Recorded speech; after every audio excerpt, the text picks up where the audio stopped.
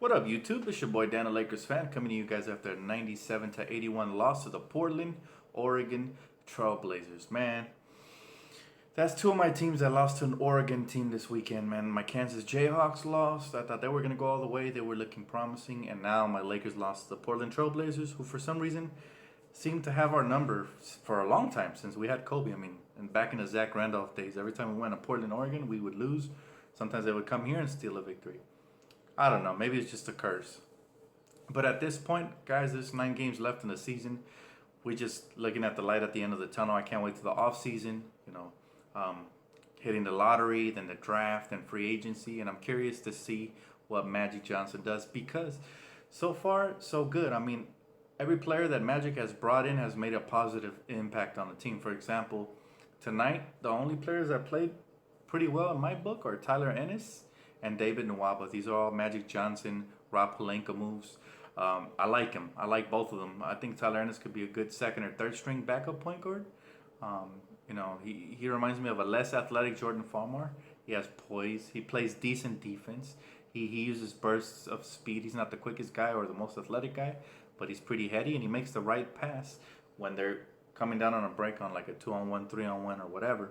So I like that kid, Tyler Ennis. And of course, what can I say about Mr. David Nwaba? This guy's always hustling. He's always playing hard. He's setting an example to his young kids on how they should play every night. And he's starting to get more comfortable offensively. He reminds me a little bit of Trevor Ariza when we first got him. I know they played different positions, but when we first got Trevor from Orlando, he just played his role. He just played lockdown defense, played the passing lanes like a G, and knocked down open shots when he was open. And soon enough, he ended up finding himself in a prime role with the Lakers on a championship team. So I think David Nwaba is that kind of player that's only going to grow the more time he gets on the court, offensively especially, because he's already an elite slasher.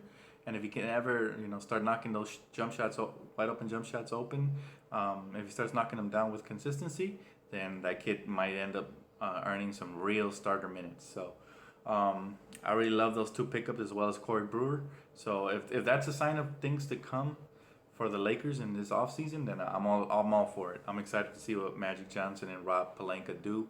But we'll see. It's early. We still got the lottery. We got the draft before we hit free agency. So I'm stoked, guys, for the end of the season. It can't come fast enough, that's for sure. I'm tired of seeing us get blown out.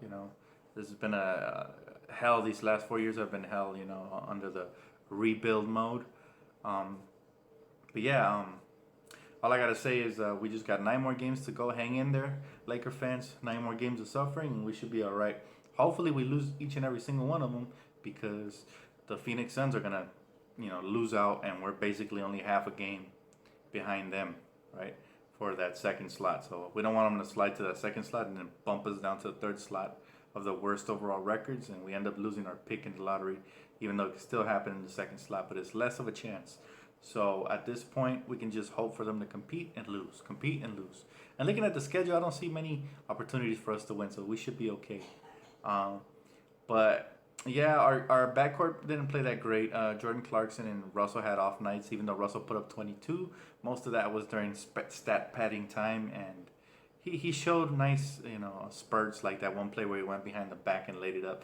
But all in all, I'm not displeased with Jordan and D'Angelo. They played okay. I'm really kind of upset with the inconsistency of one Julius Randle, who had a great game last game. Then he puts up 4 points this game. It's like, what the heck, Julius? That's my problem with him. He's been so inefficient. If I gotta say, there's the most inconsistent Laker would probably have to be Julius, because sometimes he looks like a triple-double threat, and then sometimes he disappears. And tonight I was watching him, especially on that defensive end, and sometimes he's just looking at the ball, and I don't appreciate that, right? We have plenty of guys that are willing to play harder than you that could replace you, like Larry Nance Jr., Thomas Robinson. I know I've been saying that for a while, but I mean, he's not proving me wrong so far. He had a great game. He had 23 points, like 13 rebounds, like 4 assists last game. And this game, he didn't show up. So he needs to work on that efficiency. If not, I know plenty of power forwards that are looking forward to taking his spot. And on top of that, there's a rumor. I don't know if you guys heard it, that Blake Griffin would consider the Lakers of the Boston Celtics. I don't buy it. We've been hearing these rumors pretty much every summer. Last summer it was Kevin Durant might come to the Lakers, or Russell Westbrook. You know, the summer before that it was LaMarcus Aldridge might look to come to the Lakers. You know, and I forgot who else. Carmelo. I forgot all these players that passed on us. So until we actually land a big fish from free agency, I don't believe it.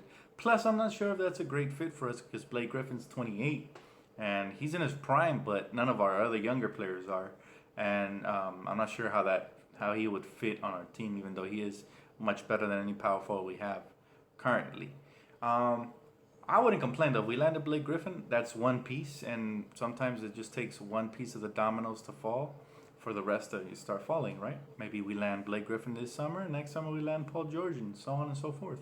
Still don't think that team is formidable enough to win a championship, but at least we'll be competing, right?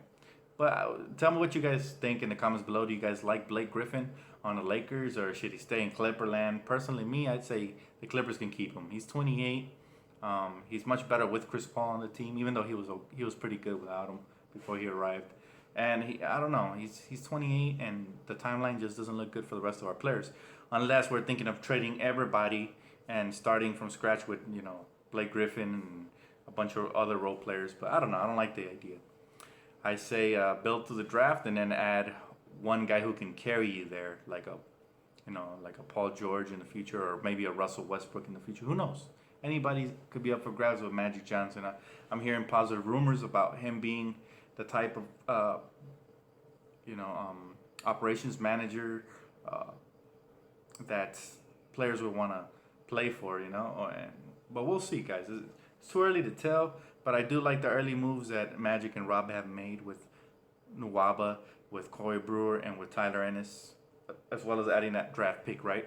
So I gotta say, things looking bright right now, but we'll see. A lot will be telling in this draft. Will Magic Johnson, if we keep the pick, will he look to draft somebody like Lonzo Ball, or will he go more for a defensive-minded player like Josh Jackson? Now, he could surprise his own, go with Josh, because so far he's traded for defensive-minded players, right?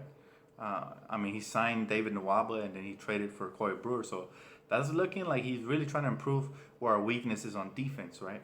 But I don't think Lonzo's the guy you pass on. I really don't, and I think Magic might know that. But I'm very curious to see if we keep the pick, fingers crossed, if Magic is willing to go defense or floor general / offense.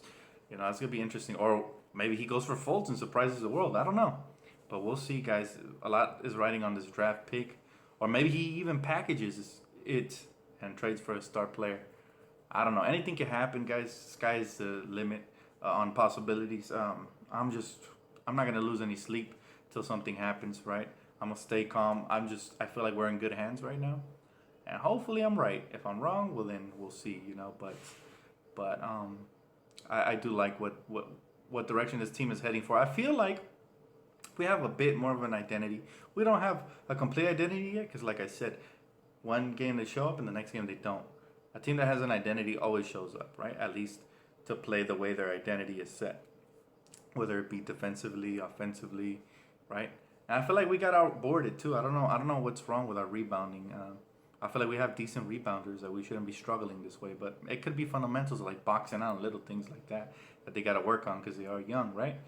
But I don't know. And I forgot to mention the fact that Brandon Ingram was out this game with tendonitis on his knee or something like that.